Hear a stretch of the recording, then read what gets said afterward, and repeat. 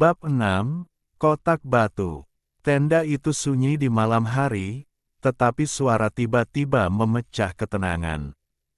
Tangan Chu Feng membeku, semua gerakannya terhenti. Bagaimana mungkin batu berbentuk kubus bisa mengeluarkan suara seperti itu? Sebuah retakan muncul di batu itu. Chu Feng meletakkannya, khawatir ada sesuatu yang tidak beres, dan memeriksanya dengan hati-hati. Setelah mengalami beberapa kejadian aneh hari ini, dia sangat berhati-hati. Kotak batu, serunya kaget. Pola-pola di sekitar batu sebelumnya menyembunyikan retakan ini, tetapi sekarang, dengan sedikit terbuka, retakan itu terlihat jelas. Sebelumnya, kotak batu itu tertutup rapat, tampak seperti satu bagian utuh, dan dengan noda yang menutupinya, sulit untuk melihat sesuatu yang tidak biasa. Siapa yang akan menyadari bahwa ini sebenarnya adalah kotak batu berbentuk kubus? Tingginya 3 inci, sangat kuno. Sekarang setelah sampai pada titik ini, Chu Feng merasakan antisipasi, karena kotak batu itu agak misterius. Dia menemukannya di kaki Gunung Kunlun, awalnya mengira itu hanya batu biasa, tetapi siapa yang menyangka itu menyimpan rahasia seperti itu. Chu Feng memegang baskom tembaga di dalam tenda di depannya untuk pertahanan, lalu dengan hati-hati membuka kotak batu itu, memperlebar celahnya. Klik, tutupnya terbuka tanpa masalah, menandakan tidak ada bahaya. Chu Feng merasa lega dan memeriksa bagian dalam kotak batu itu. Ia memiliki secercah harapan, apa yang mungkin tersegel di dalamnya. Bagian dalam kotak batu itu sangat kecil, hanya memiliki alur dangkal yang hampir tidak dapat menampung apapun, jelas bukan jenis harta karun atau batu berharga yang mungkin tersembunyi di sana. Namun, memang ada sesuatu di dalamnya. Di alur itu, terdapat 3 biji layu, yang sepenuhnya memenuhi ruang, dan tidak ada yang lain. Chu Feng cukup kecewa. Ia telah menemukan kotak batu di Gunung Kunlun, berpikir bahwa itu mungkin berisi harta karun rahasia, tetapi ternyata hanya berisi 3 biji. 1 biji berwarna hitam pekat, sudah layu, dan tampak agak cacat, sangat kekurangan vitalitas. Biji lainnya berwarna coklat keunguan, pipih dan bulat, seolah-olah telah diratakan, ukurannya kira-kira sebesar kuku jari. Biji terakhir sedikit lebih normal, selain kulitnya yang keriput, biji itu masih montok, setidaknya tidak layu, dan secara umum bulat, meskipun agak layu dan kekuningan. Chu Feng terkejut, hanya 3 biji. 2 biji benar-benar kering, yang sangat berbeda dari yang dia bayangkan.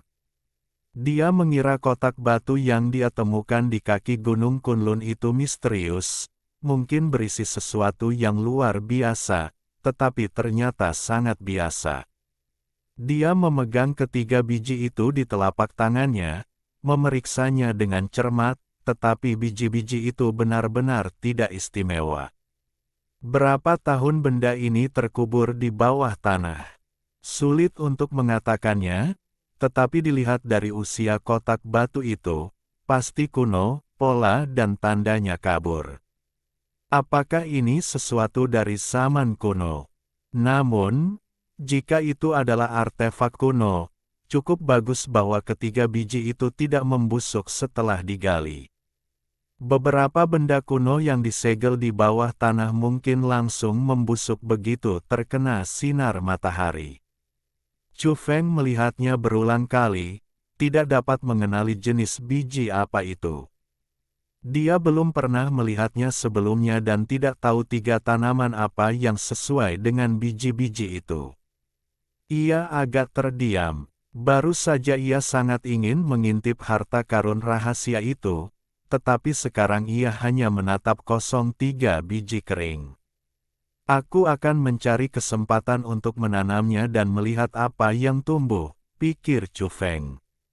Namun, ketiga biji itu sudah cukup tua, dan ia sedikit khawatir apakah mereka masih bisa berkecambah. Dua di antaranya sudah layu. Jika mereka benar-benar tumbuh, aku hanya berharap mereka bukan gulma beracun. Jika mereka tumbuh kacang atau semacam sayuran, mereka mungkin akan dianggap sebagai varietas kuno, ia terkekeh. Langit berbintang di dataran tinggi tampak sangat dekat dengan tanah, cahaya bintangnya berkelap-kelip, cahaya bulan seperti air, tumpah di atas tanah yang sunyi dan agak tandus ini. Malam itu sangat sunyi. Dalam keadaan setengah sadar, Chu Feng mendengar raungan besar dari arah pegunungan Kunlun, bergema di antara puncak-puncaknya, yang membuatnya terbangun kaget. Penginapannya sangat jauh dari sana, namun ia bisa mendengar raungan sedalam itu di tengah malam, sungguh menakjubkan. Jelas, sesuatu sedang terjadi di pegunungan Kunlun, suara itu sepertinya bukan raungan anjing mastif dan yak, melainkan kehadiran binatang buas lainnya. Samar-samar, tanah di pegunungan itu bergetar, suara itu terdengar, membuat suasana semakin mencekam. Beberapa penggembala terbangun dan berdoa dengan khusyuk, membungkuk dan melantunkan doa ke arah puncak gunung suci. Chu Feng juga bangun dan meninggalkan tendanya. Dia mendengar kata-kata seorang penggembala tua. Sang Buddha hidup di pegunungan benar-benar telah terbangun. Chu Feng bingung. Bahkan jika ada biksu kuno, bagaimana mungkin ada raungan binatang yang menyertainya? Kau tidak mengerti. Ini adalah legenda dari wilayah Tibet kami. Kau harus pergi secepat mungkin besok pagi, kata penggembala tua itu. Apakah binatang-binatang suci di pegunungan akan muncul? Tanya seorang pria paruh baya lainnya. Legenda mengatakan bahwa beberapa binatang purba tertidur di pegunungan suci jauh di dataran tinggi. Beberapa di antaranya sebanding dengan dewa, memiliki kekuatan luar biasa dan mampu menaklukkan iblis, sementara yang lain sangat ganas dan dapat menyebabkan bencana. Chu Feng merenung sejenak setelah mendengar ini. Meskipun dia tidak sepenuhnya mempercayainya, dia tidak berpikir kata-kata orang Tibet itu tanpa dasar. Lagi pula, dia sendiri telah mengalami peristiwa di Gunung Perunggu dan memang telah melihat beberapa binatang buas yang aneh. Misalnya, burung ganas berwarna emas itu panjangnya 5 atau 6 meter. Di zaman kuno, kemungkinan besar akan disebut rok bersayap emas. Yak, dengan bulu hitam pekat dan mengkilap, panjangnya lebih dari 10 kaki. Bahkan macan tutul dan serigala pun takut padanya. Kekuatannya yang luar biasa sedemikian rupa sehingga hentakan kakinya menyebabkan puncak gunung Qingtong sedikit bergetar. Di zaman kuno, kemungkinan besar akan disebut setan banteng. Banyak legenda kuno yang dilebih-lebihkan, menjadi mitologis seiring waktu. Terutama ketika orang-orang kuno mencatat kisah-kisah aneh, mereka sering melebih-lebihkan hal-hal, dan tempat ini mungkin tidak terkecuali. Di paruh kedua malam, dataran tinggi yang luas akhirnya menjadi sunyi, deru binatang buas yang teredam dari pegunungan yang jauh menghilang. Cahaya bulan, seperti air dan asap tipis, turun, membuat tempat itu tampak terhubung dengan langit berbintang, berkabut dan tenang. Para penggembala, yang tidak lagi khawatir, menghela napas lega. Chu Feng juga kembali ke tendanya dan tertidur lelap. Keesokan harinya, Chu Feng berangkat pagi-pagi, akhirnya tiba di sebuah kota besar di barat, dari mana ia akan naik kereta api pulang.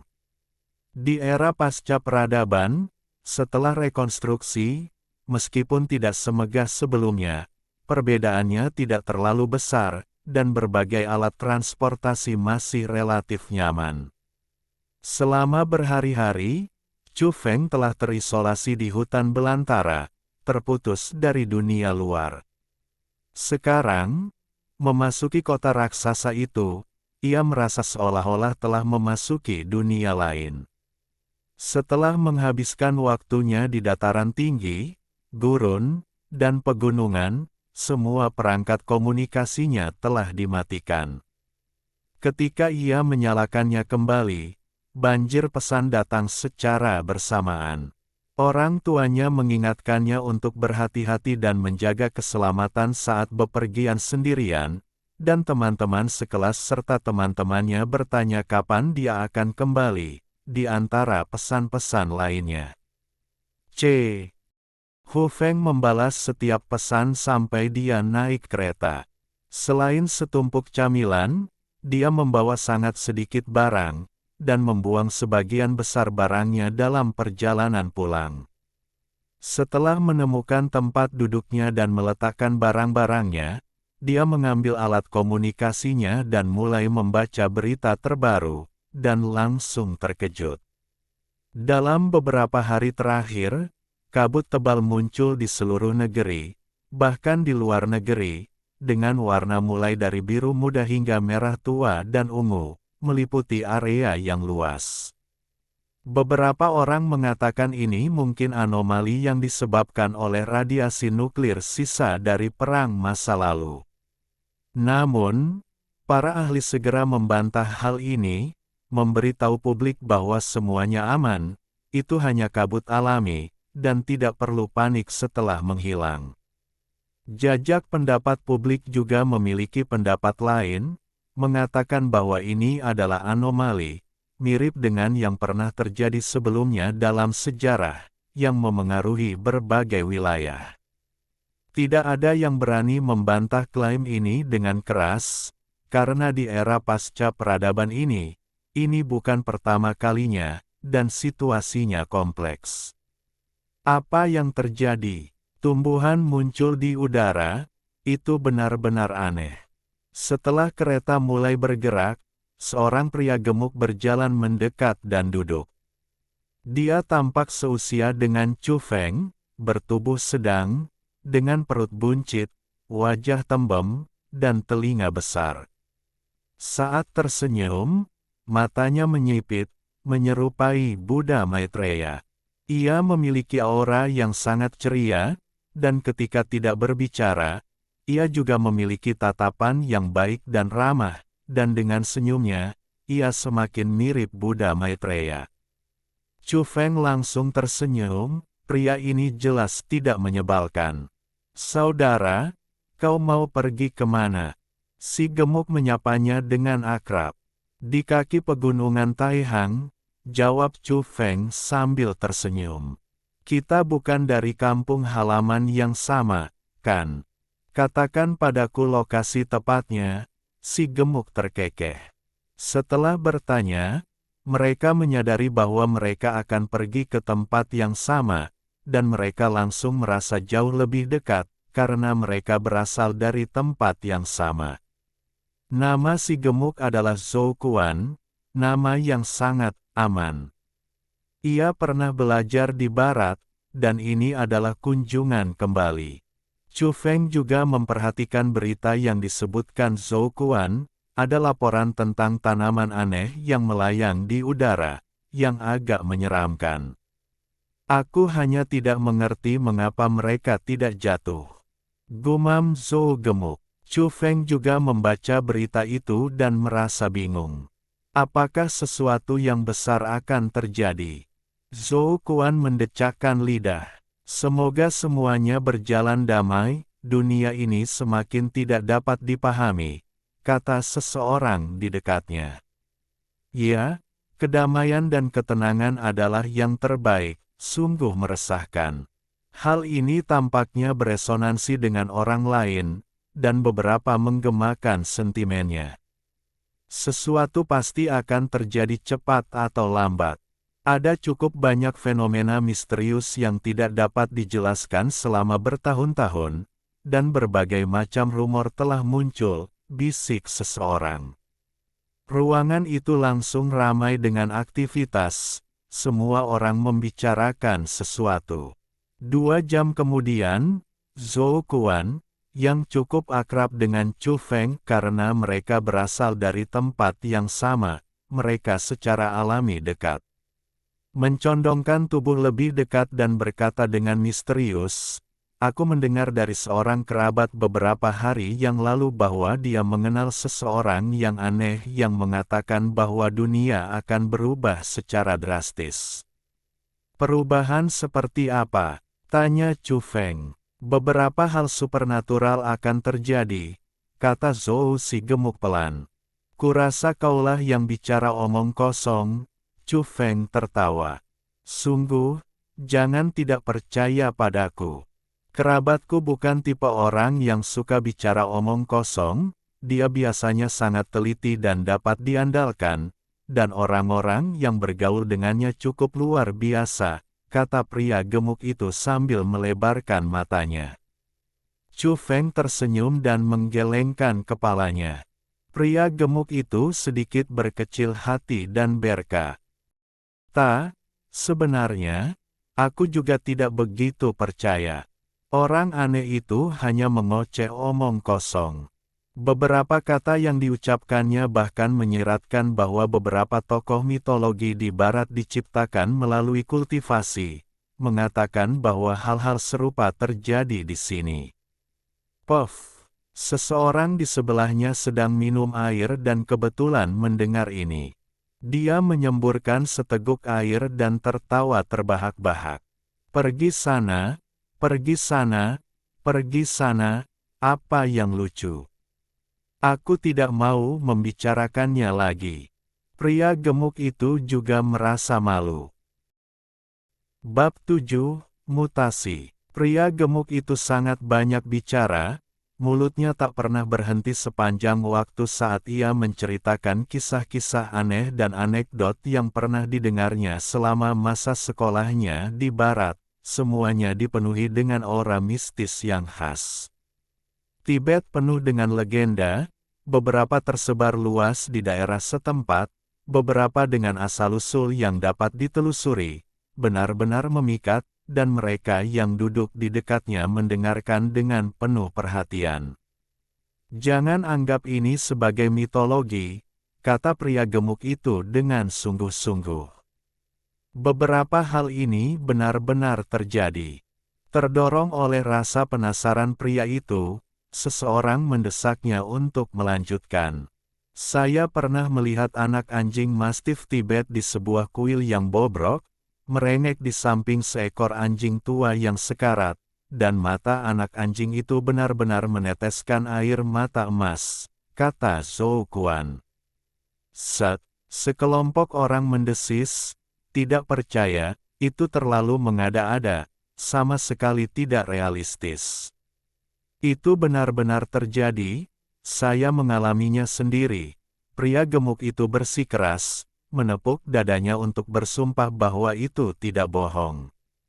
Petik 2. Kalau dipikir-pikir, mungkin karena pupil matanya yang berwarna emas sangat menyilaukan sehingga air mata yang terpantul di sana tampak keemasan, jelas pria gemuk itu. "Jika kau melihat anak anjing Mastiff Tibet yang luar biasa seperti itu, bukankah kau akan segera membawanya pulang untuk melatihnya dengan benar?" "Di mana dia sekarang?" Seseorang tertawa. Aku ingin membawanya pulang, tetapi ada seorang lama yang sangat tua di kuil Reyot itu. Aku tidak bisa berkomunikasi dengannya, dan dia tidak mengizinkanku membawanya." Menurut Zhou Kuan, kuil itu Reyot, terletak jauh di dataran tinggi yang terpencil. Hanya sedikit orang yang mengunjunginya sepanjang tahun, dan kuil itu hampir runtuh. Lama tua itu sangat tua dan pendengarannya buruk, sehingga komunikasi sangat sulit. Pada akhirnya, Zhou si gemuk akhirnya mengerti maksud lama tua itu. Anjing Mastiff muda itu bukan milik siapapun, ia ditakdirkan untuk Gunung Suci, di mana ia dapat menaklukkan iblis di masa depan. Namun, kekuatan anjing mastif kecil itu memang menakutkan. Setelah menggigit kaki celanaku, ia melemparku ke tanah. Itu sangat aneh. Wajah Zhou Quan masih menunjukkan ekspresi aneh saat ia mengingat kejadian itu. Yang lain tidak mempercayainya. Kapan ini terjadi? Tanya Chu Feng. Karena ia pernah bertemu dengan seekor mastif yang gagah di pegunungan Kunlun, yang dengan mudah memburu binatang buas, jauh melampaui jenisnya, benar-benar luar biasa. Sekitar 3 tahun yang lalu, jawab Zhou Quan. Kereta api melaju kencang, pemandangan di luar jendela berkelebat, menuju ke timur hingga akhirnya meninggalkan dataran tinggi. Kau membeli begitu banyak makanan. Zhou si gemuk, tanpa ragu, datang membantu Chu Feng, menanyakan barang mana yang enak. Biji-biji suci ini rasanya enak sekali, jawab Chu Feng. Hah, Zhou Quan tampak bingung. Bukankah kau bilang beberapa tokoh dalam mitologi mungkin bisa dibudidayakan? Kurasa ini mungkin biji-biji suci. Chu Feng menunjuk ke kacang anggrek dan beberapa kacang. Zhou si gemuk tampak terdiam, memasukkan makanan ke mulutnya, bergumam, biji-biji suci memang enak. Semua orang di sekitarnya tertawa. Aduh, tiba-tiba, Zhou Quan meringis, berteriak kesakitan, dan menarik sebutir kacang dari mulutnya. Hei bro, di mana kau beli kacang anggrek ini?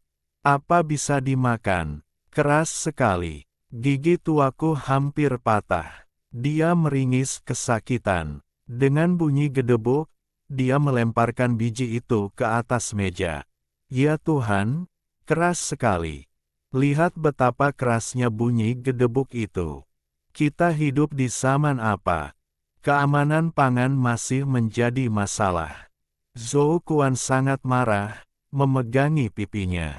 Chu Feng terkejut karena ini bukan kacang anggrek, tetapi biji kekuningan yang masih ontok di dalam kotak batu. Dia mengeluarkannya, berniat menunjukkannya kepada orang-orang di sekitarnya, tetapi dia lupa saat mengobrol dan dengan santai meletakkannya di sebelah kacang dan camilan lainnya. Sialan! Apa dia tidak punya hati nurani? Ini bahkan bukan kacang. Benda apa ini? Ketika Zhou Quan melihat bentuknya, dia sangat marah, berteriak bahwa dia akan menulis nama produsen di kemasan dan mengeluh ketika sampai di rumah. Chu Feng merasa sedikit bersalah, tetapi dia tetap mengakuinya, mengatakan bahwa itu bukan kacang dari paket makanan, melainkan biji yang dibawanya dari dataran tinggi. Zhou si gemuk langsung terdiam, wajahnya memerah, tampak sangat tidak nyaman. Suasana di sekitarnya awalnya hening, lalu meledak dengan tawa. Zhou si gemuk menahan diri untuk waktu yang lama sebelum akhirnya berkata, "Saudara, kau benar-benar ceroboh. Kau tidak bisa membiarkan benda-benda ini tergeletak begitu saja. Ini bukan biji, ini balok besi." Chu Feng juga tertawa, menawarkan berbagai kacang sebagai permintaan maaf. Pada saat yang sama, dia meletakkan ketiga biji itu di atas meja, bertanya kepada orang-orang di sekitarnya jenis tanaman apa itu, meskipun dia tidak mengungkapkan asal-usul ketiga spesies kuno tersebut. Yang ini bulat seperti kacang, tapi bukan. Mengapa ada yang pipih? Mungkinkah sudah hancur? Yang ini layu hingga tak bisa dikenali, dan warnanya hitam pekat, cukup langka. Orang-orang berdiskusi, tetapi tidak ada yang bisa mengenalinya, tidak ada yang bisa menyebutkan namanya. Beberapa orang menduga itu adalah biji tanaman merambat gunung. Aku benar-benar ingin menghancurkannya. Zhou Quan menggembungkan pipinya, menggosoknya perlahan sambil menatap salah satu biji. Tidak, ini spesies langka.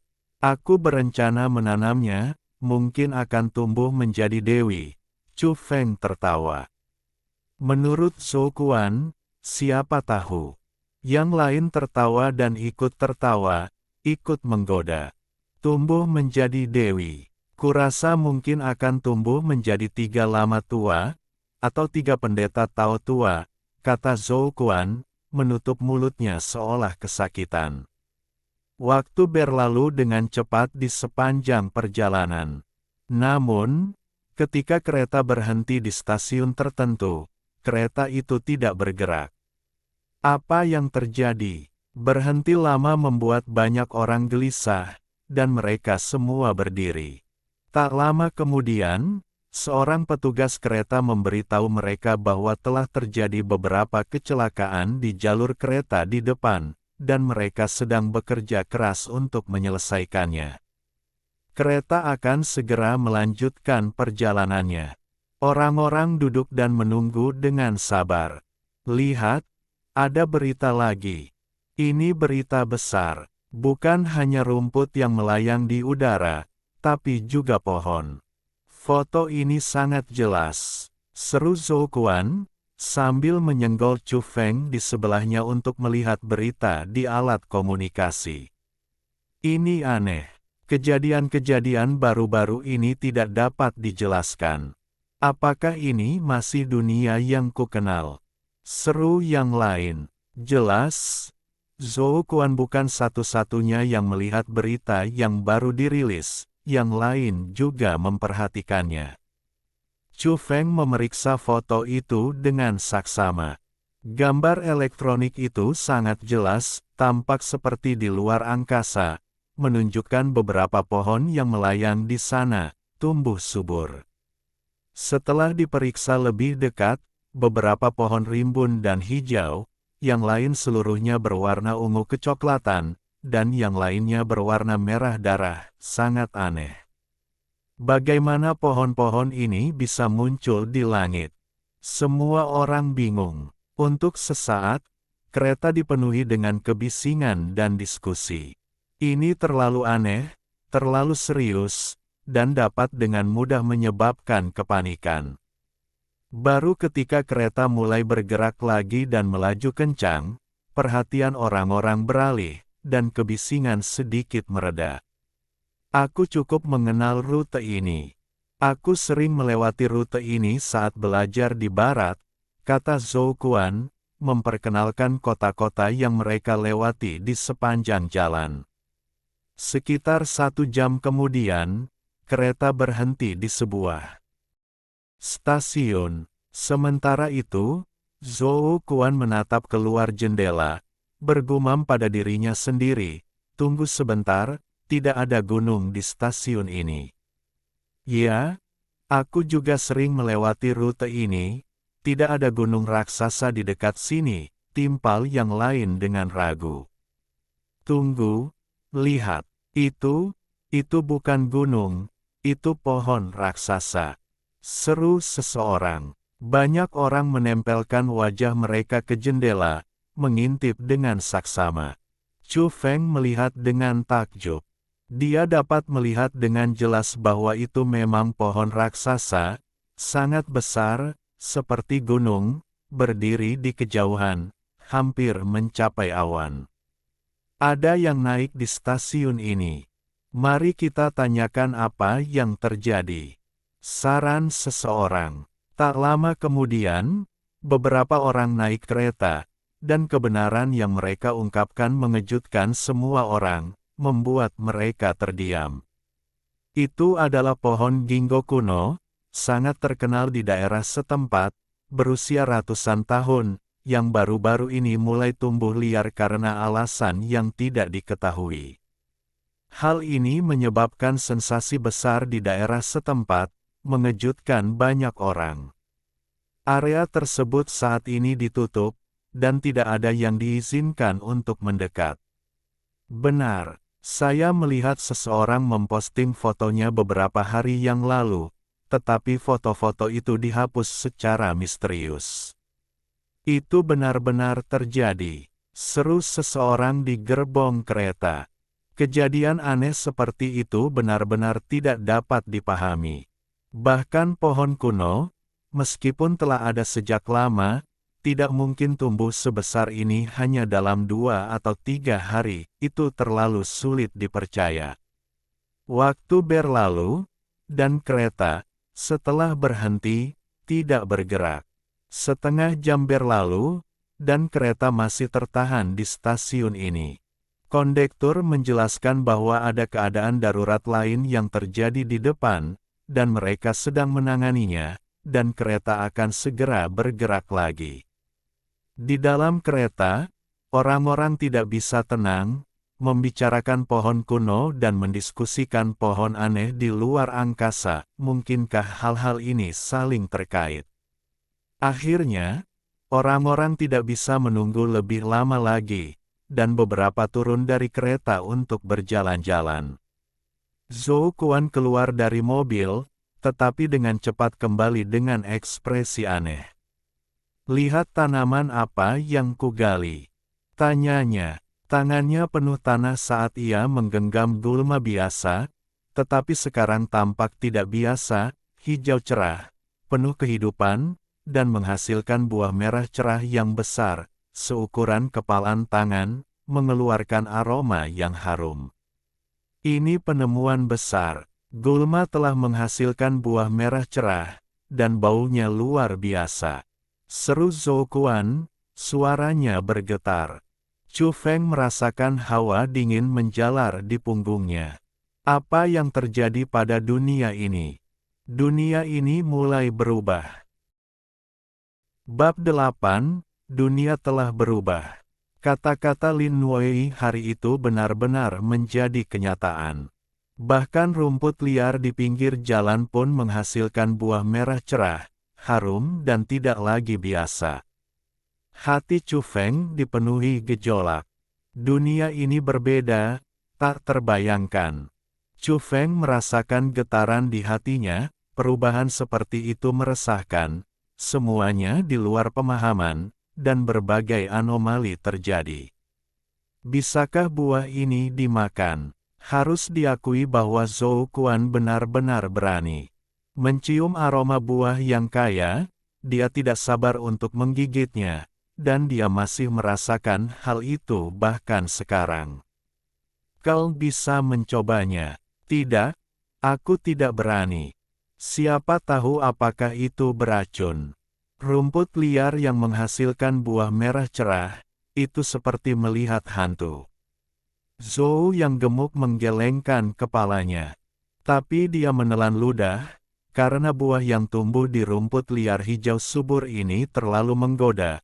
Aromanya jauh lebih kuat daripada buah apapun yang pernah dilihatnya. Bahkan Chu Feng sangat terkejut. Buah itu memiliki kilau sebening kristal, seperti batu akik merah, dan terlihat sangat lezat. Bagaimana mungkin pohon itu tumbuh dari gulma biasa?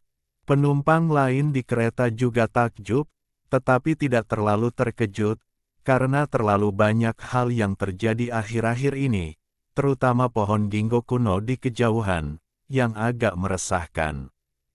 Meskipun rumput liar yang berbuah itu aneh, orang-orang tidak terlalu takut. Tetapi pohon raksasa itu berbeda, orang-orang sangat curiga pohon itu mungkin dirasuki dan menyebabkan bencana. "Ayo kita cepat keluar dari sini, aku merasa tidak nyaman," kata seorang pria paruh baya, wajahnya pucat. Dia tidak turun dari kereta dan tetap duduk. Namun, kereta berhenti dan tidak bergerak lagi. Waktu berlalu, 1/4 jam lagi berlalu, dan Chu Feng juga turun dari kereta, menatap pemandangan dari peron. Pohon kuno itu terlalu megah, lebih tinggi dari kebanyakan gunung, cabang dan daunnya menutupi kota. Pohon raksasa seperti itu pasti menimbulkan sensasi. Lihat, apa yang kita bawa pulang. Beberapa orang mendekat dari kejauhan, masing-masing memegang daun yang lebih tinggi dari manusia, seperti kipas daun pisang, daun dari pohon ginkgo kuno, yang sekarang berukuran sangat besar. Seorang pemuda membawa buah, sebesar baskom air, dengan susah payah. Itu adalah buah ginkgo, berwarna kuning pucat seluruhnya. Kalian yang memetik ini, tanya seseorang dengan heran. Bagaimana mungkin, kami memetiknya dari sana? Mereka menunjuk ke kejauhan. Pohon ginkgo itu sangat besar, beberapa cabangnya membentang di tanah, mencapai sisi ini. Ada daun dan buah yang berguguran di tanah. Banyak penduduk setempat bersiap untuk pergi. Mereka sangat gelisah dan cemas, kata seseorang, setelah mengetahui situasinya. Kereta telah berhenti begitu lama.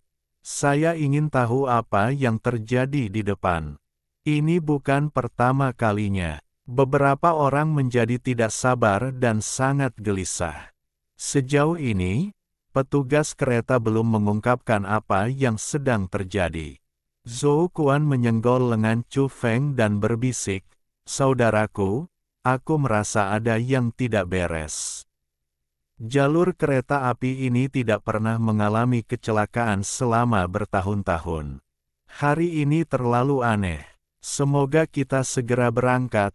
Chu Feng mengangguk. Lebih dari 1 jam berlalu. Banyak orang mulai tidak sabar dan tidak bisa menunggu lebih lama lagi sebelum kereta akhirnya mulai bergerak lagi. Akhirnya siap meninggalkan tempat ini. Syukurlah, kita akhirnya berangkat. Seorang lelaki tua menghela napas lega, bahkan, banyak yang merasakan kelegaan juga. Di kejauhan, awan gelap bergulir, dan dengan suara retakan, kilat menyambar.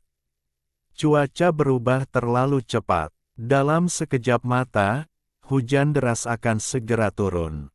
Dalam sekejap, daerah itu diselimuti kegelapan. Untungnya, mereka semua sudah berada di dalam kereta. Ya Tuhan, apa yang bersinar di sana? Seru seseorang. Melalui jendela kaca, mereka dapat melihat cahaya hijau kabur yang berasal dari pohon raksasa di kejauhan, samar dan menakutkan. Pohon itu bergoyang, tampak agak menyeramkan di tengah kilat dan guntur. Apakah pohon itu diselimuti kilat, atau memancarkan cahayanya sendiri? Pohon setinggi itu kemungkinan besar akan hancur. Boom! Tiba-tiba, orang-orang mendengar suara dentuman keras. Pohon raksasa itu bercahaya, banyak ranting patah, dan banyak daun besar berguguran. Awan gelap menutupi langit, menenggelamkannya dalam kegelapan, kecuali satu titik terang itu, yang membuatnya masih terlihat. Satu demi satu, buah ginkgo pecah, dan kemudian pemandangan aneh terbentang. Buah-buahan itu berhamburan seperti biji dandelion, memenuhi udara dengan aromanya. Buah-buahan yang jatuh memancarkan cahaya kabur, tertutup bulu-bulu putih keperakan, seperti payung-payung kecil yang melayang ke kejauhan. Apakah itu pohon ginkgo, atau dandelion? Zhou Pangzi menelan ludah, tenggorokannya kering, pemandangan ini terlalu aneh. Di dalam kereta, orang-orang menatap tak percaya. Pemandangan itu menyeramkan, meresahkan, dan benar-benar tak dapat dipercaya. Setelah biji-bijinya berhamburan, di tengah kilat, pohon kuno itu terdiam, ranting-rantingnya kokoh, tidak lagi patah, berdiri tegak. Bahkan saat hujan deras mengguyur, mengaburkan jendela dan menutupi segalanya, orang-orang tetap terpesona. Kereta melaju pergi, dan tidak ada yang terlihat lagi. Saudaraku, apakah dunia sudah gila, atau kita yang gila? Apa yang baru saja kulihat? Bagaimana ini bertentangan dengan semua pemahamanku sebelumnya? Kata Zhou Kuan kepada Chu Feng. Dia bukan satu-satunya yang terkejut, semua orang di kereta terdiam, tidak dapat pulih untuk waktu yang lama. Mereka jauh dari tempat itu, tidak yakin apa yang akan terjadi di belakang mereka, merasakan kegelisahan, seolah-olah semuanya berbeda. Banyak yang melihat ke bawah ke alat komunikasi mereka, memeriksa berita untuk mencari petunjuk. Namun, tidak ada berita tentang pohon ginkgo kuno. Sebaliknya, banyak kejadian aneh lainnya dilaporkan, hewan langka yang telah menghilang selama ribuan tahun ditemukan, dan sumur kuno yang telah kering selama berabad-abad mulai menyemburkan air mata air yang manis. Semua pertanda ini tidak biasa, seolah-olah mereka mengungkapkan sesuatu. Awan ungu mengalir di atas Gunung Wangu, apakah itu nyata atau palsu? Seseorang bertanya-tanya. Laporan itu mengejutkan, tetapi dilihat dari komentar para komunikator, kebanyakan orang tidak mempercayainya. Setelah mengalami kejadian-kejadian yang tidak biasa ini, banyak penumpang kereta tetap skeptis. Kemudian, laporan lain menyatakan bahwa permukaan Danau Dongting berkilauan, diselimuti kabut tipis, dengan gumpalan kabut putih, menyerupai negeri dongeng. Hal ini memicu spekulasi dan diskusi. Seiring waktu berlalu, mereka telah melewati zona badai hujan dan memasuki area lain di mana langit cerah, kontras sekali dengan lanskap gelap gulita di masa lalu. 1 jam kemudian, informasi baru muncul mengenai pohon-pohon yang melayang di angkasa, foto satelit yang jelas yang dilaporkan baik di dalam maupun luar negeri. Pohon-pohon ini tumbuh sangat cepat, dan para ahli botani telah mengkonfirmasi bahwa semuanya adalah spesies terestrial, yaitu spesies yang dapat ditemukan di bumi. Bagaimana mungkin mereka bisa berada begitu tinggi di udara, melayang dan tumbuh di sana? Hingga hari ini belum ada penjelasan yang diberikan. Tak diragukan lagi, perjalanan kereta sangat sulit, berhenti lagi di malam hari. Terlebih lagi, kereta berhenti di tengah antah berantah, bukan di tempat pemberhentian biasa. Orang-orang merasa tidak puas dan menanyakan kepada kondektur kereta tentang apa yang sedang terjadi. Kami menerima pemberitahuan bahwa jalur ini mengalami berbagai masalah karena alasan yang tidak diketahui. Di beberapa tempat, rel tidak lagi mulus, dan kemungkinan besar kami harus berhenti total. Kerumunan menjadi gempar, diikuti oleh kepanikan. Kondektur memberitahu mereka bahwa penyelidikan darurat sedang dilakukan, dan keamanan serta stabilitas yang memadai harus dipastikan sebelum kereta dapat melanjutkan perjalanan. Malam itu, Chu Feng berbicara dengan orang tuanya. Dia sangat khawatir tentang mereka, karena tanda-tanda abnormal muncul di berbagai tempat. Bahkan, orang tuanya juga khawatir dia akan menghadapi berbagai masalah saat bepergian sendirian. Benar saja, kereta berhenti dan tidak akan bergerak lagi.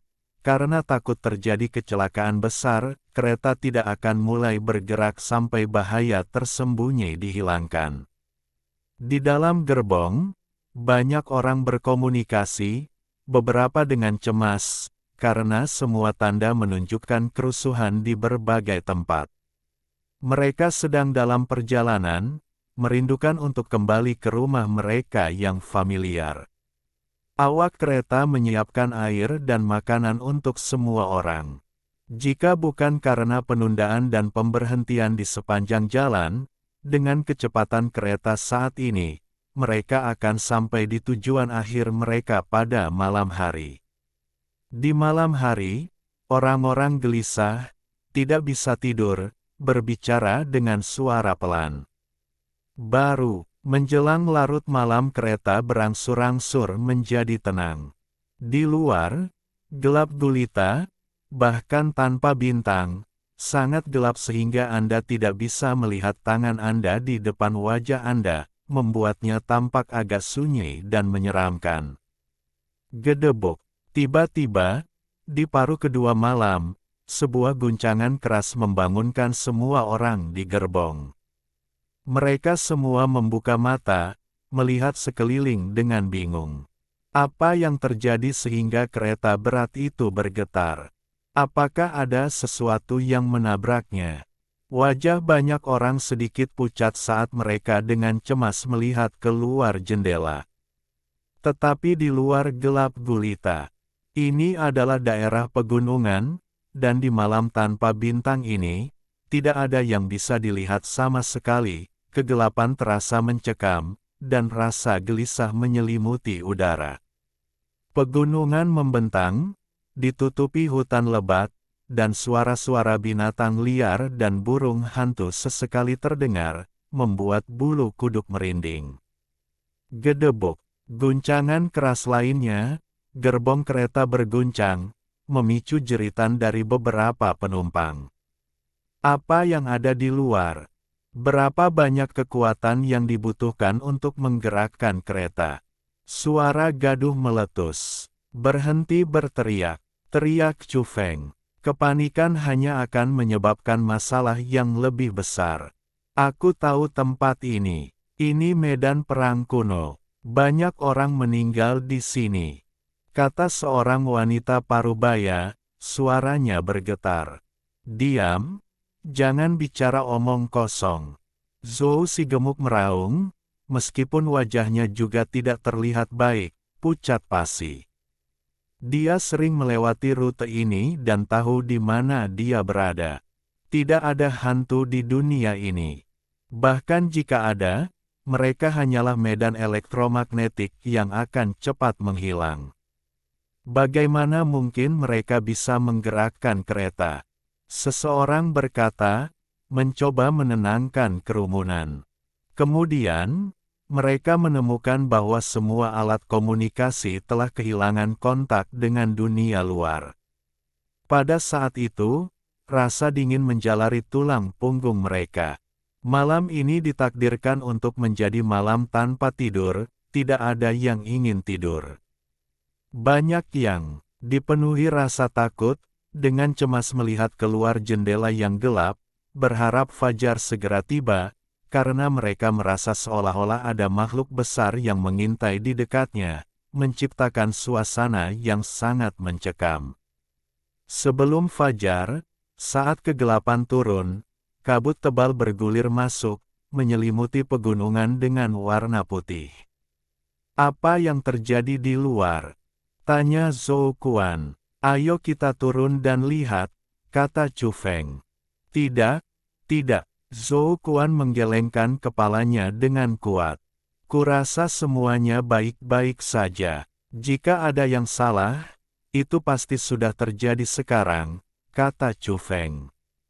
Akhirnya, Chu Feng, Zhou Kuan, dan beberapa anak muda lainnya memutuskan untuk keluar dari mobil untuk melihat apa yang terjadi.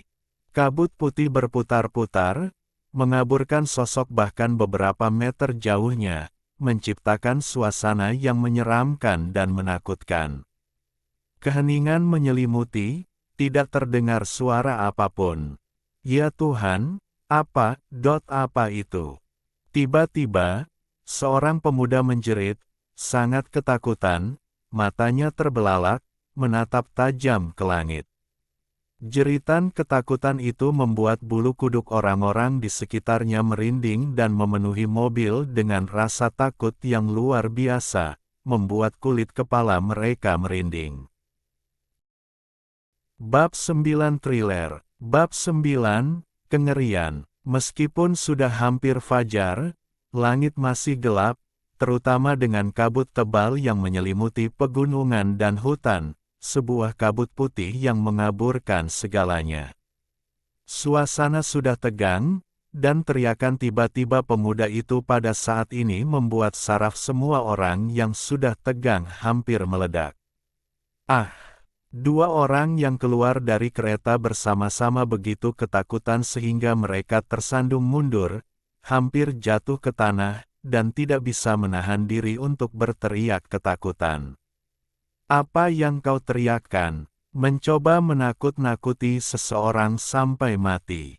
Zhou Kuan menatap marah, dia juga cukup ketakutan, bulu kuduknya berdiri. Apa yang kau lihat? Tanya Chu Feng. Dia berjalan bersama Zhou Kuan, masih agak jauh dari kelompok itu. Kabut tebal mengaburkan segalanya di luar beberapa meter.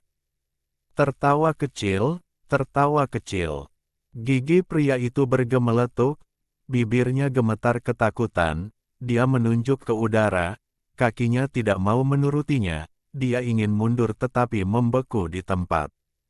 Ada bayangan gelap di sana, aku melihatnya. Apa itu? Dua orang yang tadi terkejut mendongak, suara mereka bergetar seperti suara pria itu. Mereka terhuyung mundur, gemetar ketakutan. Mobil itu tidak lagi sunyi. Orang-orang mendengar suara di luar, dan beberapa wanita berteriak panik. Ini adalah medan perang kuno, tempat banyak orang diduga tewas. Sekarang, diselimuti kabut, dan dengan alat komunikasi yang entah kenapa terputus dari dunia luar, bagaimana mungkin orang-orang tidak ketakutan? Beberapa orang berteriak ketakutan. Kita belum melihatnya dengan jelas. Apa yang kalian teriakkan? Apa yang begitu menakutkan? Teriak Chu Feng. Dia dan Zhou Kuan berjalan mendekat dan samar-samar melihat bayangan gelap melayang di udara, terhalang oleh kabut. Ah! Pria yang tadi ada di sana berteriak lagi. Dia paling dekat dengan bayangan itu, tepat di bawahnya. Dia kehilangan kendali dan jatuh ke tanah, berguling dan merangkak seolah-olah dia mengalami guncangan yang paling mengerikan. Darah, darah. Aku melihatnya. Kakinya, yang tadinya kaku, akhirnya bisa bergerak setelah guncangan hebat. Dia bergegas pergi, melarikan diri dari tempat kejadian. Ya Tuhan, ada darah di wajahmu. Kedua pria di dekatnya melihat darah di wajahnya dan dipenuhi rasa takut. Tempat itu sangat menyeramkan, membuat bulu kuduk mereka merinding. Itu bukan darahku, itu di sana, menetes darinya. Pria itu, diliputi rasa takut, menunjuk ke udara. Ada bau darah yang menyengat. Zhou Kuan berbisik. Chu Feng bergegas mendekat dalam beberapa langkah dan melihat bayangan gelap di udara, seolah-olah seseorang tergantung di sana, gelap dan darah menetes darinya. Hantu pendendam. Ada hantu pendendam yang tergantung di udara. Pria itu, sangat ketakutan, berteriak ketakutan. Dia bangkit, berbalik, dan bergegas menuju kereta, sementara dua orang lainnya mengikutinya. Zhou yang gemuk merasakan hawa dingin menjalar di punggungnya. Dia menguatkan diri dan mendekati Chu Feng, tidak melarikan diri bersamanya, menunjukkan keberanian. Seseorang benar-benar mati di sini. Apakah itu pembunuhan? Zhou Kuan mendongak. Ada genangan darah di tanah, dan sesosok gelap tergantung di udara, bergoyang tertiup angin. Itu adalah mayat, dan darah masih mengalir. Bagaimana mungkin dia tergantung di udara? Chu Feng merasa merinding. Meskipun biasanya dia pemberani, dia merasa berkeringat dingin melihat pemandangan ini. Ya, masih ada jarak antara kita dan pepohonan. Bagaimana mungkin dia tergantung di udara? Mata Zhou Kuan melebar, dan dia terhuyung mundur, merasa sedikit gelisah. Orang-orang di dalam bus semakin ketakutan mendengar percakapan mereka. Terdengar jeritan ketakutan dari para wanita dan isak tangis lemah, pemandangan kepanikan yang luar biasa. Hantu pendendam, hantu pendendam tergantung di udara. Pemuda yang pertama kali melarikan diri ke dalam bus berwajah pucat, bergumam sendiri, terutama karena masih ada darah yang menetes dari wajahnya, membuatnya tampak mengerikan. Dia semakin memperparah suasana ketakutan di dalam bus. Kereta berhenti di pegunungan, tempat banyak orang tewas. Kini, kabut tebal menyelimuti area tersebut, menciptakan suasana menyeramkan yang pasti akan menakutkan siapapun.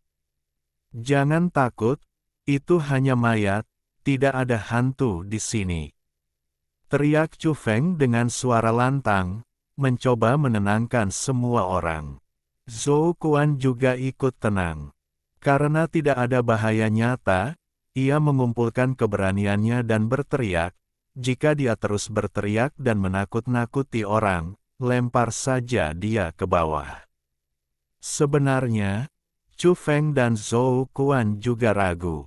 Mayat yang tergantung di udara itu memiliki rambut panjang dan tebal yang menutupi seluruh wajahnya, bergoyang tertiup angin, pemandangan yang benar-benar mengerikan.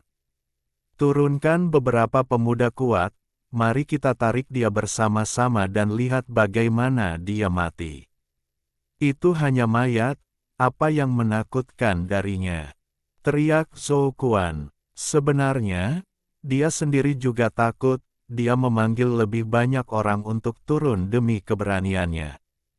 Melihat betapa tenang dan tak kenal takutnya kedua pria itu, orang-orang menjadi jauh lebih tenang dan rasa takut mereka mereda.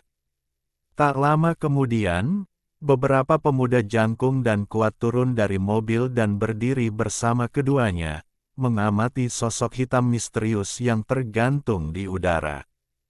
Chu Feng naik ke atap mobil, di mana ia bisa melihat lebih jelas, dan itu juga satu-satunya tempat yang hampir tidak bisa ia jangkau jika ingin menurunkan mayat itu. Berdiri di sana, jantung Chu Feng berdebar kencang, karena pakaian dan penampilan orang itu sama sekali tidak sesuai dengan zaman modern, ia tampak seperti orang zaman dahulu. Ditambah dengan rambut tebal dan panjang yang menutupi kepalanya, itu tampak lebih menakutkan. Apakah sesuatu yang supernatural akan terjadi? Ia merasa sedikit cemas. Zhou Kuan juga naik. Meskipun gemuk, kekuatan fisiknya cukup bagus, dan ia sama sekali tidak tampak canggung, dengan cepat naik.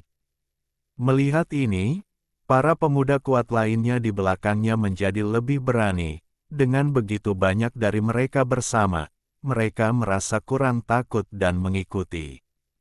Apakah ini syuting film? Apa yang dia kenakan? Zhou yang gemuk hampir mengumpat ketika melihat orang itu dengan jelas. Siapa?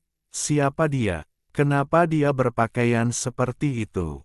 Tanya seorang pemuda, ekspresinya tampak tidak wajar. Aku merasa dia berasal dari zaman kuno. Mungkinkah dia terkubur di bawah medan perang ini? Kenapa dia tergantung di udara? Kata pria lain. Kata-kata ini membuat semua orang di atap merinding, hawa dingin menyebar ke seluruh area, membuat tempat itu terasa sangat dingin. Apakah itu rantai besi yang mengikatnya? Bagaimana rantai itu bisa turun dari ketinggian seperti ini? Ini tidak mungkin. Bahkan Zhou si gemuk pun tidak bisa tenang. Dia menarik lengan baju Chu Feng dan berbisik, "Saudaraku, kita tidak bisa main-main dengan ini. Kita telah menemukan sesuatu yang tidak dapat dijelaskan. Ayo kita pergi dari sini." Kabut tebal menyelimuti segalanya. Di udara, sosok-sosok bayangan tampak seperti rantai besi tebal, seolah tergantung dari tanah. Mayat itu tergantung, pemandangan yang mengerikan, seperti adegan penyiksaan di neraka. Ekspresi yang lain berubah drastis setelah mendengar kata-kata Zhou Pangxi. Mereka berbalik dan melompat keluar dari mobil. Tempat itu terasa mengerikan dan membuat mereka merinding. Tidak apa-apa, itu sulur, bukan rantai. Kata Chu Feng tepat pada saat itu, mengejutkan mereka. Sulur gunung, bagaimana bisa tumbuh di sini? Tanya Zhou Pangzi curiga, memeriksa rantai itu dengan saksama. Dalam kabut, tampak ada benda-benda seperti daun di atasnya. Memang benar-benar terlihat seperti sulur. Seseorang mengangguk, menghela nafas. Lega, kurasa orang ini jatuh dari gunung. Kru film ini benar-benar mempertaruhkan nyawa mereka, kata seorang pemuda jangkung, menggelengkan kepalanya. Chu Feng melepas bajunya, meraih lengan bajunya, dan dengan jentikan kuat, melilitkannya pada sulur. Dia menariknya dengan keras, menyeretnya. Mayat itu bergoyang dan terhuyung ke arah mereka. Dua dari mereka cukup ketakutan. Saudara, kau terlalu berani, begitu saja. Zhou Pangzi terkejut, tetapi dengan cepat kembali tenang dan membantu. Ayo kemari, semuanya bantu. Zhou Kuan memanggil yang lain. Orang-orang itu dengan enggan mendekat, tidak ingin menyentuh mayat itu. Chu Feng berhenti sejenak, karena saat ia menyingkirkan sulur-sulur tanaman, ia melihat sebuah benda, kuno namun menakjubkan. Itu adalah pedang pendek, seluruhnya hitam, tanpa kilau, seolah-olah ditempa dari emas hitam, digenggam erat di tangan mayat itu, tidak pernah dilepaskan sampai kematian. Mereka melepaskan sulur-sulur tanaman dan meletakkan mayat itu. Ada pedang lain. Orang-orang itu semua terkejut. Chu Feng membuka tangan pria itu dan mengambil pedang pendek berwarna emas hitam itu, sangat terkejut. Pedang itu hanya sedikit lebih dari 1 kaki panjangnya, namun sangat berat. Coba kulihat, hei. Zhou Pangzi mengambilnya. Tangannya gemetar, hampir menjatuhkan pedang hitam itu. Ia berseru, bagaimana bisa seberat ini? Yang lain agak jijik, tidak ingin menyentuh pedang itu, mereka sedang memeriksa mayat itu. Mari kita letakkan di tanah. Zhou Kuan menyerahkan pedang pendek itu kepada Chu Feng, lalu memanggil yang lain untuk membantu memindahkan mayat itu. Tak lama kemudian, beberapa orang keluar dari kereta dan berkumpul di sekitar mayat di tanah. Jantung mereka berdebar kencang karena ngeri dan bingung. Itu adalah seorang pria tinggi, berpakaian tidak sesuai dengan zaman ini. Lukanya fatal, lubang menganga, sebesar kepalan tangan, menembus dadanya, darah masih menetes dan belum kering. Sepertinya dia ditusuk oleh senjata besar dan tajam. Bahkan tulang dada yang tersentuh pun terputus dengan rapi, meninggalkan lubang berdarah yang mengerikan, bisik seseorang. Itu terlalu mengerikan bagi para wanita di kereta untuk ditanggung. Saudara, mengapa kau tidak turun? Tanya Zhou Kuan, bingung, memanggil Chu Feng di atap. Chu Feng memberi isyarat agar dia naik. Zhou si pria gemuk kembali ke atap dan mengikuti Chu Feng, berjalan di sepanjang atap. Lihat, Chu Feng menunjuk. Di udara, sulur-sulur tebal, kira-kira setebal pergelangan tangan, menjuntai ke bawah, mudah dijangkau. Kenapa ada begitu banyak tanaman rambat gunung? Mereka tumbuh sampai ke sini. Jika terus begini, kereta tidak akan bisa melewati sini, gumam Zhou Kuan. Ini tidak terlihat seperti tanaman rambat gunung. Saat kereta berhenti kemarin, aku melihat gunung-gunung di kedua sisi masih cukup jauh. Tanaman rambat gunung tidak mungkin menjuntai seperti ini, kata Chu Feng sambil menatap langit. Mata Zhou Kuan membelalak kaget. Jika bukan tanaman rambat gunung, mungkinkah itu jatuh dari langit? Dia mendongak tajam, sama seperti Chu Feng. Namun, kabutnya terlalu tebal, kabut putih, dan mereka tidak bisa melihat apapun. Chu Feng, membawa pedang pendek hitam dan emasnya, menyingkirkan tanaman rambat yang menjuntai rendah, melangkah ke atap gerbong, dan terus berjalan maju. Tiba-tiba, dia berhenti, tubuhnya kaku, pupil matanya menyempit tajam. Dia sangat terkejut, sarafnya langsung tegang. "Kenapa kau berhenti?" kata Zhou si gemuk dari belakang, melangkah maju untuk mengejar. Untuk sesaat, ia hampir membeku, tubuhnya kaku di tempat. Akhirnya, ia tak kuasa menahan diri untuk mengumpat, mengeluarkan kata-kata kasar. "Astaga, mungkinkah itu yang menyebabkan getaran hebat saat menghantam atap mobil di tengah malam?" Ia benar-benar tak percaya dengan apa yang dilihatnya, sama seperti Chu Feng, sangat terkejut, lalu tercengang.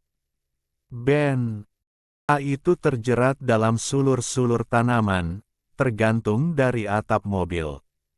Zhou Kuan mendongak, seolah dalam mimpi, dan berkata, "Ini, sebuah satelit, terjerat dalam sulur-sulur tanaman, tergantung dari langit." Ia tak percaya, agak tak mampu menerimanya. Bab 10 Perubahan Dramatis. Kabut tebal menyelimuti area tersebut, dan sulur-sulur tebal, setebal lengan, menggantung di udara, bayangannya tertutup kabut. Sebuah satelit besar, terjerat dalam sulur-sulur ini, telah jatuh ke kereta, membuat tempat itu benar-benar sunyi, hening mencekam. Pemandangan itu benar-benar mengejutkan, itu adalah satelit, seharusnya berada di luar angkasa, mengorbit di jalur yang telah ditentukan. Bagaimana mungkin satelit itu jatuh? Chu Feng dan Zhou Kuan merasakan hawa dingin menjalar di punggung mereka, rasa dingin merayap masuk. Mereka tanpa sadar kembali menatap langit kelabu. Apa itu? Jangan bilang sulur-sulur ini benar-benar jatuh dari langit. Suara Zhou Kuan serak, wajahnya pucat. Pemandangan ini terlalu sulit untuk dia terima, terlalu tidak dapat dipercaya. Chu Feng tetap diam, berjalan mendekat, memisahkan sulur-sulur itu, memeriksanya dengan cermat, melihat berulang kali, memastikan bahwa itu memang satelit sungguhan, tanpa keraguan. Apa yang sebenarnya terjadi? Pikiran Zhou Kuan benar-benar kacau. Chu Feng merenung, bertanya-tanya apa yang terjadi di luar. Mereka harus segera pergi, mereka tidak bisa berlama-lama lagi. "Saudara, apa yang kau lakukan?" Zhou Kuan tersadar dari lamunannya, melihat Chu Feng menarik-narik tanaman rambat yang menggantung di udara. "Aku ingin naik ke surga," kata Chu Feng. "Kau masih ingin bercanda?" Zhou si gendut, yang biasanya selalu tersenyum seperti Buddha yang baik hati, kini tampak khawatir. Peristiwa dramatis hari itu telah membuatnya cemas. "Aku akan naik dan melihat-lihat," kata Chu Feng, ingin mendaki lebih tinggi untuk menyelidiki. "Tidak, itu terlalu berbahaya. Ini bukan jalan surgawi. Apa kau benar-benar berpikir kau bisa mendaki ke istana surgawi?" Zhou Kuan keberatan, khawatir akan keselamatannya.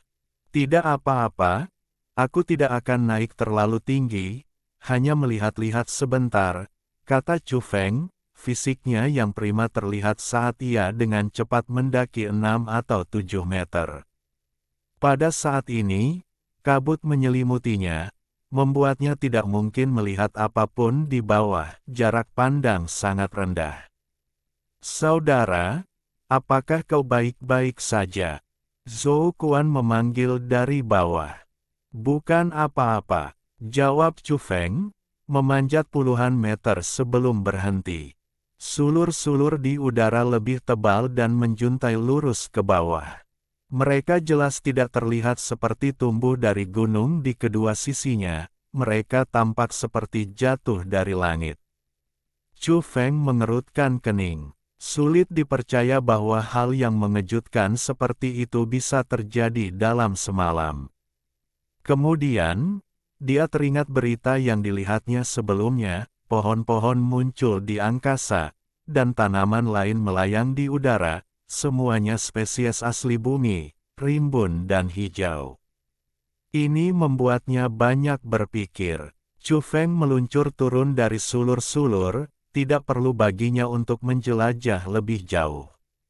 Saudaraku, kita harus segera keluar dari sini. Kita tidak bisa tinggal di sini lebih lama lagi, aku merasa tidak nyaman, kata Zhou Kuan. Chu Feng mengangguk. Kereta telah rusak, tempat ini tidak aman untuk ditinggali.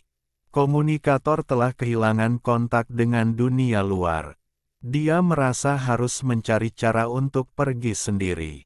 Rangkaian peristiwa itu meresahkan, dia tidak bisa hanya menunggu secara pasif.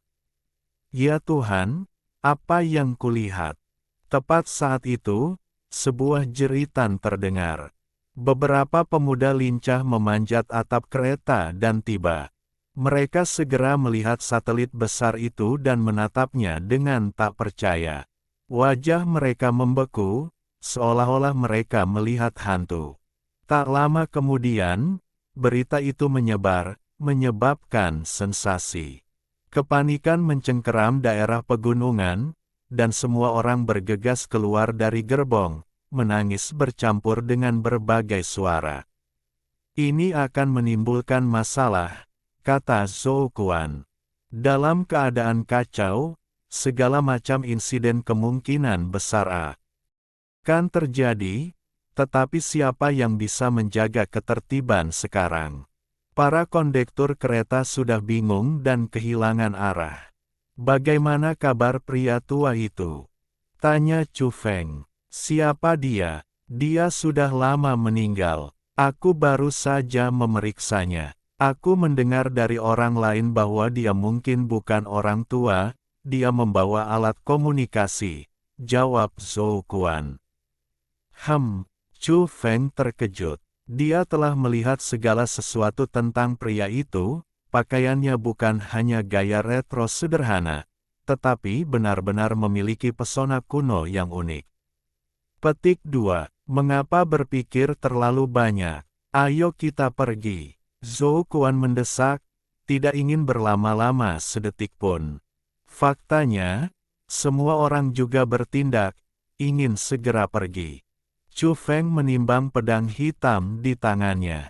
Panjangnya hanya sedikit lebih dari 1 kaki, namun sangat berat, kepadatannya melebihi logam apapun yang dia kenal, yang membuatnya sangat curiga. Di mana alat komunikasi orang itu? Mari kita lihat siapa yang dia hubungi. Ini terlalu aneh. Sayangnya, Chu Feng tidak dapat menemukannya. Terlalu banyak orang dan situasinya kacau, alat komunikasi itu tidak ditemukan dimanapun. Ayo pergi. Mereka tidak membuang waktu dan segera berangkat. Kelompok-kelompok orang pergi, bepergian bersama menuju kota terdekat. Chu Feng dan Zhou Kuan berjalan di sepanjang rel kereta api. Pria gemuk itu relatif familiar dengan rute ini, karena telah bolak-balik berkali-kali sebelumnya. Menurutnya, ada sebuah kota kecil sekitar belasan mil setelah melewati pegunungan. Siapa yang melakukan ini? Pantas saja kereta api mogok. Ini keterlaluan. Zhou Kuan sangat marah di jalan. Setelah berjalan beberapa mil, mereka melihat bagian rel yang rusak. Ini jelas merupakan bahaya keselamatan yang besar, jika kereta api melintasinya seperti ini, sesuatu yang mengerikan akan terjadi. Ada yang tidak beres. Setelah berjalan 2 mil lagi, mereka melihat rel yang rusak itu lagi, tetapi kali ini sangat aneh. Sepertinya bukan karena digali, melainkan, ada sesuatu yang mencurigakan. Apakah kalian melihat itu? Ada yang salah. Zhou Kuan melihat dengan saksama berulang kali, wajahnya serius. Tanah tampak meregang, area tersebut meluas, dan relnya patah, sehingga tidak dapat terhubung. Keduanya curiga. Bagaimana mungkin area semula meluas dan menjadi lebih besar dari sebelumnya? Seharusnya gempa bumi, kan? Kata Zhou Kuan. Namun, mereka belum merasakan getaran apapun sebelumnya. Situasinya sangat menyeramkan dan menakutkan. Sekarang mereka tidak mengerti apapun. Keduanya sedikit gelisah, benar-benar bingung.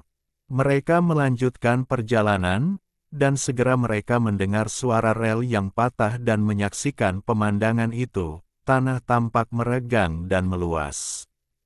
Zhou Kuan tercengang, mulutnya terbuka lebar, tak bisa berkata-kata. Itu monster, teriaknya akhirnya. Cepat, daerah ini tidak stabil. Kata Chu Feng, mulai mempercepat langkahnya. Meskipun Zhou Kuan kelebihan berat badan, jelas dari pendakiannya ke atas kereta bahwa dia sebenarnya cukup bugar. Dia terengah-engah saat berlari, tetapi tidak mengeluh lelah. Tidak ada jalan ke depan. Sebuah gunung besar menghalangi jalan mereka di depan. Yang paling aneh, rel kereta tampaknya terkubur di bawah gunung setelah mereka mencapai titik ini. Setelah diperiksa lebih dekat, memang benar demikian, menggali tanah dan bebatuan mengungkapkan bagian yang terkubur.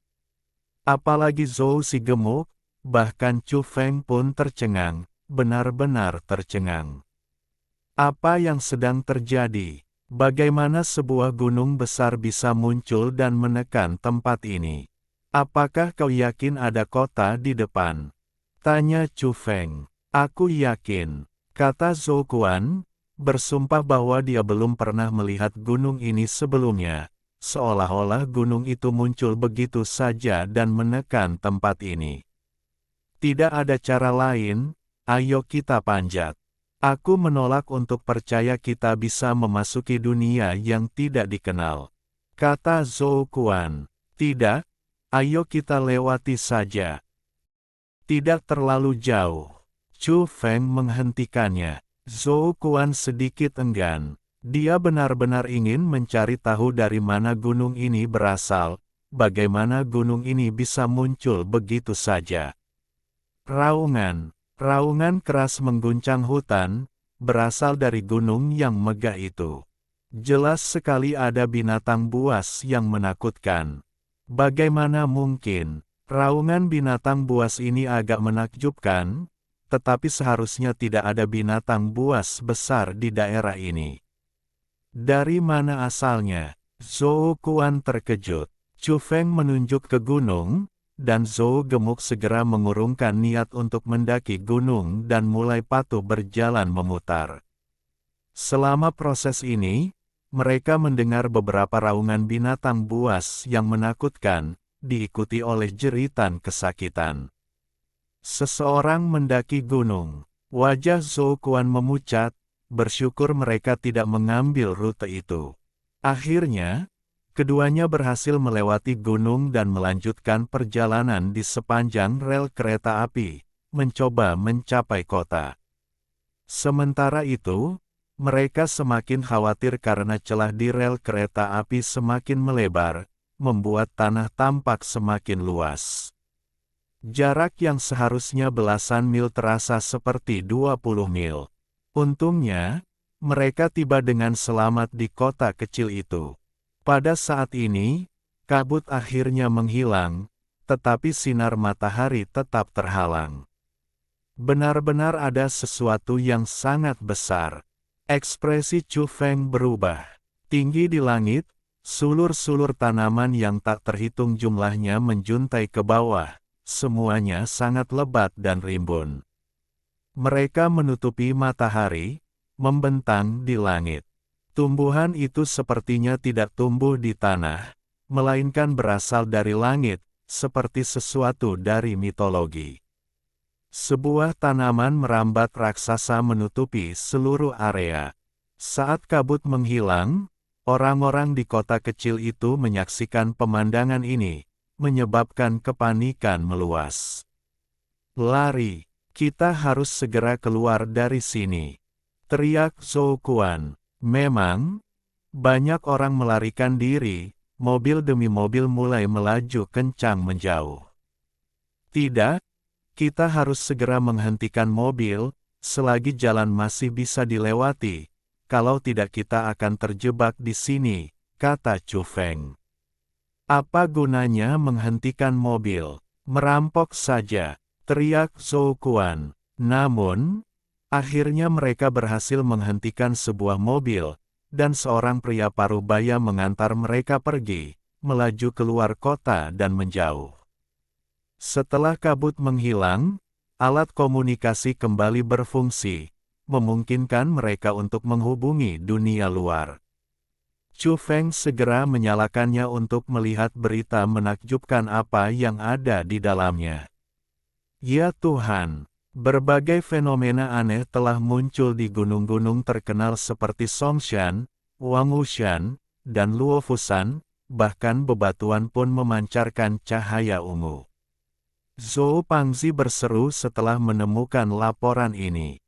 Hanya dalam satu malam, banyak peristiwa besar telah terjadi di dunia luar. Hah! Seseorang menemukan pohon kecil biasa di pinggir jalan yang berbuah perak. Setelah memakan satu buah, dia benar-benar menumbuhkan sepasang sayap perak. Zhou Kuan tercengang setelah membacanya. Dunia berubah drastis, itulah perasaan Chu Feng yang paling langsung setelah membaca beberapa laporan.